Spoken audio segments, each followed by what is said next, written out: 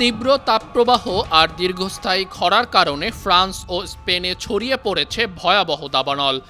আগুন এতটাই দ্রুত ছড়াচ্ছে যে মাত্র এক সপ্তাহেই 3,30,000-এর বেশি মানুষ বাড়িঘর ছেড়ে নিরাপদ আশ্রয়ে চলে গেছেন। দমকল বাহিনী প্রাণপণ চেষ্টা করেও অনেক এলাকায় আগুনের নিয়ন্ত্রণ আনতে পারছে না। সবচেয়ে উদ্বেগজনক পরিস্থিতি ফ্রান্সের ঐতিহাসিক শহর বোর্দো। দাবানল ওই শহর থেকে মাত্র 15 কিলোমিটার দূরে পৌঁছে গেছে। পরিস্থিতি বিবেচনায় দেশটির প্রেসিডেন্ট ইমানুয়েল ম্যাক্রো জরুরি মন্ত্রিসভার বৈঠক ডেকেছেন। আবহাওয়া বিভাগ জানিয়েছে আগামী কয়েকদিনে তাপমাত্রা 40 ডিগ্রি সেলসিয়াসে পৌঁছে যেতে পারে। তখন আগুন আরও ভয়াবহ আগ্রাসী হয়ে উঠবে।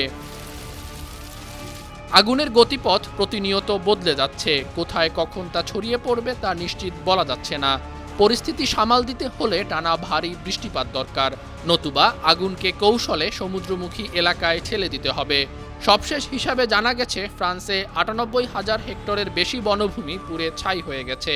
এখনও দাউ দাউ করে জ্বলছে বনভূমি। ইউরোপের আরেক দেশ স্পেনেও ভয়াবহ পরিস্থিতি সৃষ্টি হয়েছে। ভ্যালেন্সিয়ার কাছে নতুন দাবানল ছড়িয়ে পড়ায় 15,000-এর বেশি মানুষ ঘরবাড়ি ছেড়েছেন। মাদ্রিদ ও আভিলা অঞ্চল মিলিয়ে আরও 90,000-এর বেশি মানুষ নিরাপদ আশ্রয়ে চলে গেছেন।